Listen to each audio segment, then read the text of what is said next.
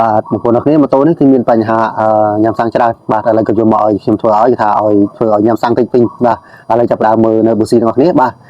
មើលយ៉ាងម៉េចដើម្បីដឹងថាញ៉ាំសាំងច្រើនឬសាំងតិចបាទខ្ញុំមើលតែប៊ូស៊ីដឹងហើយបងប្អូនបាទបើខាងណាប៊ូស៊ីរឿងខ្មៅខ្លាំងគឺបានន័យថាញ៉ាំសាំងច្រើនហើយបាទឥឡូវចាប់ដើមដោះមើលនៅឆ្នាំងអៀបាទតែឆ្នាំងអៀហ្នឹងវារៀងចំខ្លាំងឬក៏រៀងខូចនៅឆ្នាំងអៀបាទឬក៏ដីចូលច្រើនយើងមិនតែបានផ្លុំឆ្នាំងអៀហ្នឹងអីចឹងបងប្អូនឥឡូវយើងមើលបងប្អូនគ្នាបាទទាំងអៀនេះដូចរៀងរីកទៅហើយបងប្អូនបាទឃើញបងប្អូនបាទរៀងចំមកហើយហើយស្នាមប្រេងប្រឡាក់នៅខាងក្នុងផងដោយសារយើងក៏ដែរផ្លុំឆ្នាំងអៀបាទឥឡូវយើងដោះចេញមកបាទ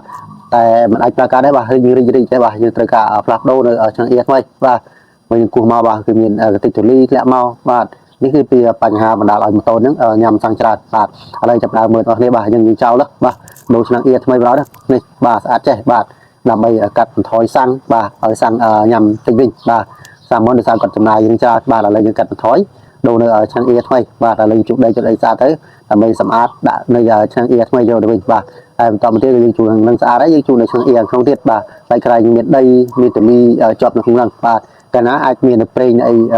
ស្ទះជាប់នៅហ្នឹងបាទបញ្ហាគឺមកពីឆ្នាំងអៀយើងក៏ដែរបានផ្លុំសម្អាតបាទឥឡូវខូចហើយយើងត្រូវការបដូរផ្លាស់ថ្មីណាបងប្អូនបាទឥឡូវយើងមើលជួលនេះឃើញបងប្អូនបាទវាសិតតែតិចបាទឬក៏កាក់ប្រេងសំណើមទឹកនៅក្នុងហ្នឹងបាទឥឡូវជួលសម្អាតបាទតើជួលសម្អាតរួចដល់ហើយគឺយើងចាប់ដើមដូរនៅឆ្នាំងអៀថ្មីបាទដើម្បីកាត់បន្ថយនៅសាំងបាទឲ្យញ៉ាំសាំងតិចវិញបាទភាសាសាមុនគឺកាត់ចំណាយនឹងច្រើនឥឡូវយើងកាត់បន្ថយហើយឲ្យដូចមុនទេបាទហើយម៉ូតូនេះផងដែរគឺគាត់រើម៉ាស៊ីនបាទរើម៉ាស៊ីនដូចជារយៈពេលប្រហែលជា2ខែហើយបាទមិនមែនរើកន្លែងខ្ញុំទេបងប្អូនបាទវារើកន្លែងបងជាផ្សេងបាទគាត់ថារើរួចហើយម៉ូតូនេះគឺមានបញ្ហាញ៉ាំសាំងច្រើនបាទតែពេលញ៉ាំសាំងច្រើនអញ្ចឹងគឺគាត់យកមកឲ្យខ្ញុំធ្វើឲ្យវិញបាទធ្វើឲ្យបងប្អូននេះច្រឡំធ្វើឲ្យវិញបាទយើងច្រឡំមកទីបងប្អូនបាទដោយសារម៉ូតូនេះគឺគាត់រើកន្លែងគេទេយ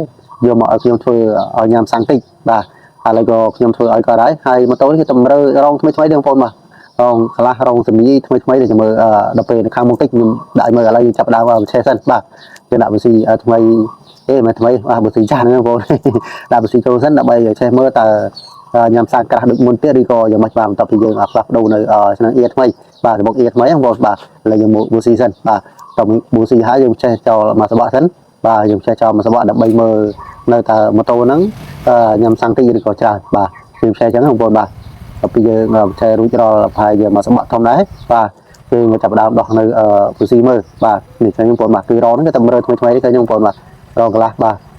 រងសមីហ្នឹងថ្មីរងកន្លះថ្មីបងប្អូនបាទឃើញបាទហើយរងកន្លែង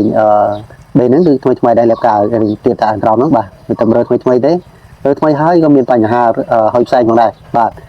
ហើយផ្សាយជាមួយខ្ញុំដាក់កន្លែងឲ្យមើលកន្លែងសម្ាំងនេះឃើញបងប្អូនបាទហើយផ្សាយឃើញបងប្អូនបាទខ្ញុំសួរគាត់គាត់ថារើបាន2 3ខែហើយបាទអូរើ2 3ខែហើយគេអត់មានការធានាឲ្យគេបាទដោយសាររើយូររៀងក្រោយណា2 3ខែបាទបើត្រឹមតែមួយអាទិត្យអីនឹងអាចធានាធ្វើវិញបាទបើកន្លែងជើងរុនធានាធ្វើវិញបាទឥឡូវយើងមើលយើងដោះប៊ូស៊ីបាទបន្ទាប់ពីយើងចេះរួចហើយជាមើលសបកដែរមើលប៊ូស៊ីហ្នឹងតើប៊ូស៊ីហ្នឹងសាំងតិចឬសាំងច្រើនបាទប៉ុន្តែខ្ញុំថាសាំងតិចហើយបាទនេះឃើញបងប្អូនបាទចាប់ដើមមកយើងសមកវិញហើយបាទគឺសាមុនគឺខ្មៅក្រឹបបាទគឺបាទនៃថាខ្មៅហ្នឹងបានថាញ៉ាំសាំងច្រើនបងប្អូនឥឡូវយើងសហើយសនឹងកាត់បន្ថយបាននៃថាចាំងតិចវិញហើយបាទគឺជង្រុនអាចធ្វើបានបងប្អូនគ្នាបាទមិនថាម៉ូតូអ្វីដែរបាទឥឡូវចាប់ដើមដាក់វីស៊ីចូលទៅវិញបាទហើយមើលនៅមានវីដេអូបន្តក្រោយទៀតគឺមានវីដេអូផ្លែ